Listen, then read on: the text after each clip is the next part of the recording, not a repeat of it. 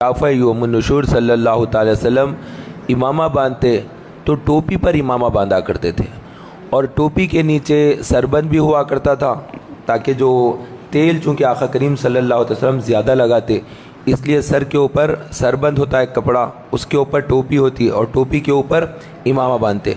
तो बग़ैर टोपी के जो इमामा बांधते वो खिलाफ सुन्नत है।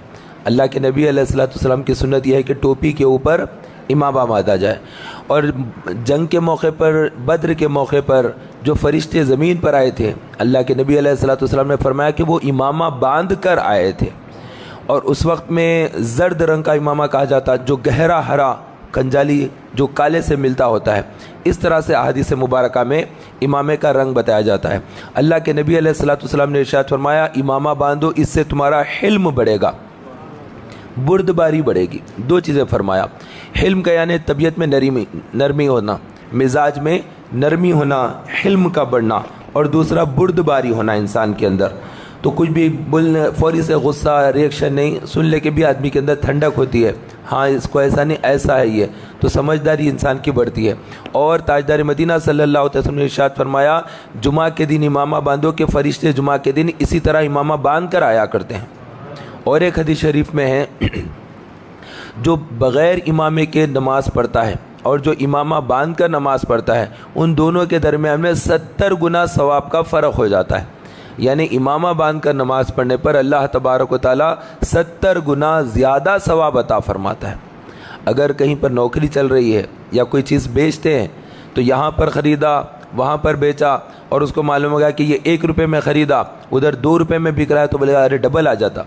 और अगर दूसरे जगह पर और दूर जाएंगे तो वहाँ पे 10 रुपये में बिक रहा, तो वो फिर बोलेगा 10 गुना ज़्यादा, बहुत बड़ी बात है। तो यहाँ पर तो सवाब जो मिल रहा है वो 70 गुना ज़्यादा सवाब है। तो इमामा बांधने की तरगीब दिलाई गई। और अल्लाह के नबी अलैहिस्सलाम का इरशाद गिरामी है, अरब जब इमामा उतार देंगे वो अपनी इज़्ज़त और वक़ार खो देंगे। अरबों के पास उसके बाद इज़्ज़त और शान वक़ार बाकी नहीं रहेगा।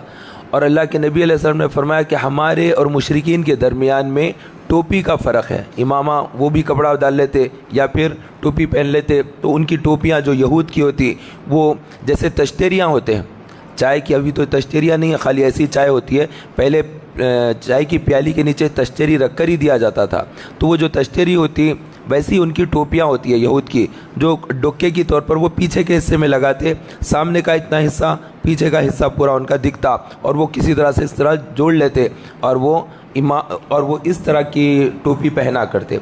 और हमारे यहाँ हिंदुस्तान के अंदर पंजाब और हरियाणा, चंडीगढ़ के इलाके में सिख मज़हब के मानने वाले ज़्यादा होते हैं, और उन लोगों के पास भी सर पर पगड़ी बांधी जाती है।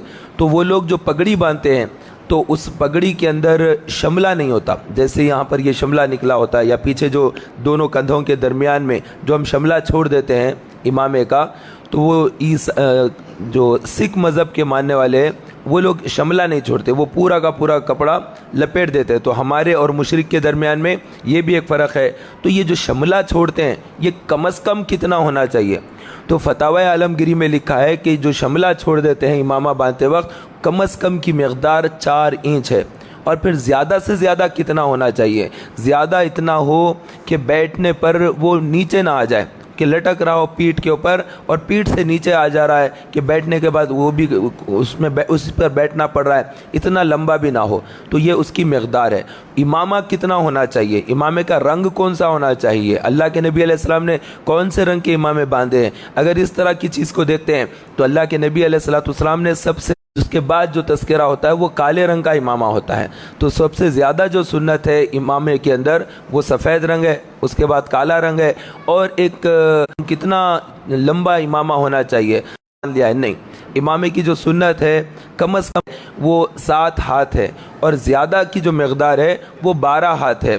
7 हाथ का मतलब हो गया है 3.5 फीट। 7 हाथ का मतलब क्या हुआ? 3.5 फीट। और अगर 12 हाथ कहेंगे तो उसका मतलब क्या हुआ? 6 मीटर। फीट बोले हमें गालिबन, नहीं मीटर। कम से कम 3.5 मीटर हो और ज़्यादा से ज़्यादा 6 मीटर हो। 12 हाथ है, 12 हाथ ज़्यादा से ज़्यादा हो, और कम से कम जो है یہ 3.5 میٹر، تو یہ 3.5 میٹر ہو یا پھر 6 میٹر ہو، ان دونوں کے درمیان میں کپڑا ہونا چاہیے۔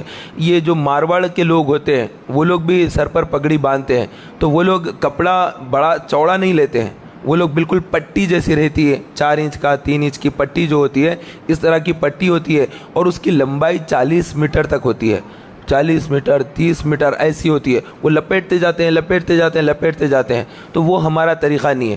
اور شادیوں کے موقع پر ہوتا یہ کہ نوشہ کی جو دوست ہوتے ہیں، فرینڈ سرکل ہوتا ہے، حیدرآباد دکن کے اندر اس طرح سے ایک رواج ہے کہ ولیمے کے اندر ولیمے میں نکاح کے دن تو سب کے سب نکاح کے دن جو ہے امام میں باندھ لیتے ہیں، سب شملے باندھتے ہیں، امامہ وغیرہ باندھتے ہیں، پورے دوستاؤں کا سرکل ہوتا ہے، یا خلیرے بھائی، تائرے، پھپھیرے، چچیرے، ماموزاد بھائی، یہ جتنے ہوتے ہیں یہ سب ایک ہی جیسے امام میں باندھ لیتے ہیں۔ تو اس وقت میں ٹوپی پہننا ضروری ہے تاکہ ہمارا مشرکوں کا جیسا انداز نہ ہو، ٹوپی پہن کر اس کے اوپر امامہ باندھنا چاہیے۔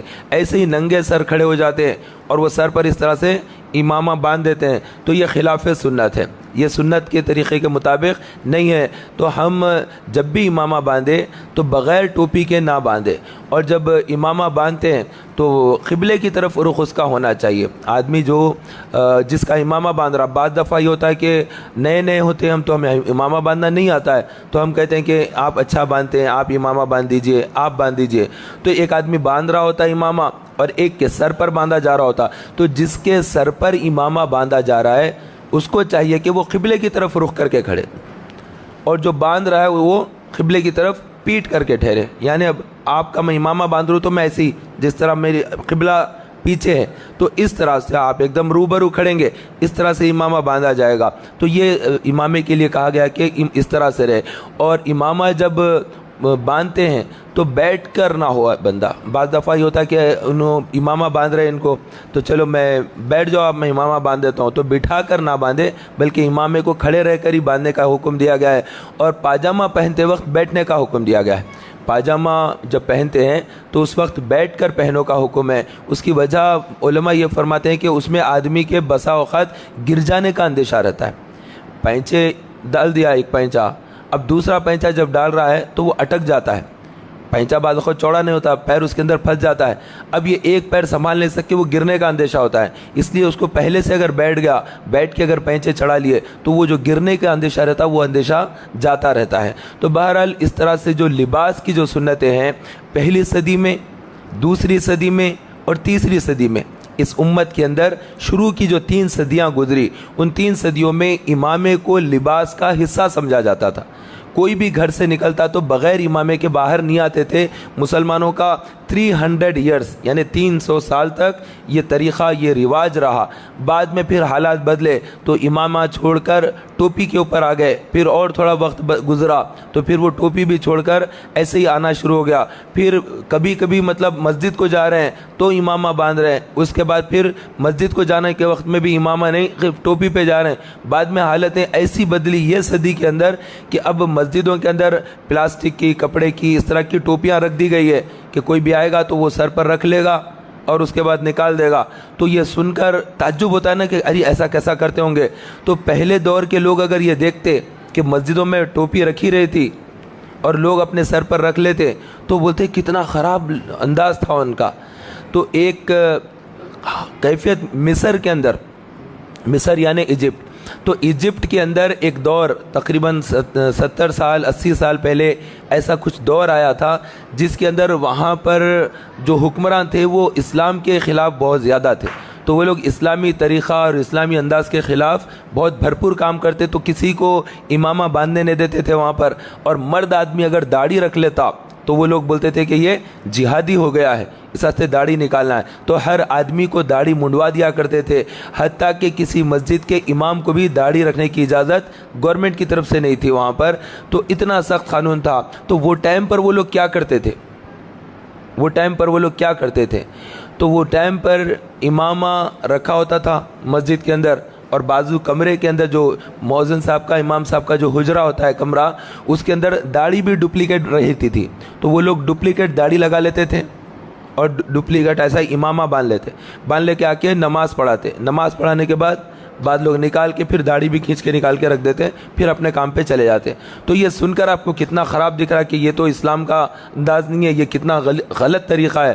تو جیسا یہ دیکھنے میں غلط دکھتا آپ کو کہ ایسا داڑھی تو مذاق ہے کیا، داڑھی ایسا نکال دیے پھر لگا لیا ایسا، تو یہ ہم کو جیسا دکھ رہا ہے اس دور کے لوگوں کو یہ ہمارا ٹوپیاں جو مسجدوں میں رکھ کر ہم پہن لیتے نکال دیتے اس کو بھی ویسے ہی سمجھتے کہ یہ کتنا خراب طریقہ کر لیا لوگ کہ ٹوپی جب کا جب پہن لیتے، ان کے لیے اتنی ٹوپی کا بھی وزن ہو گیا ہے کہ پھر یہ ننگے سر پھرا کرتے۔ تو ننگے سر جو پھرتا ہے آدمی اس کے اوپر بلائیات نازل ہونے کا اندیشہ رہتا ہے، کیونکہ سر کے اوپر کوئی چیز ڈھکی بھی نہیں ہوتی ہے۔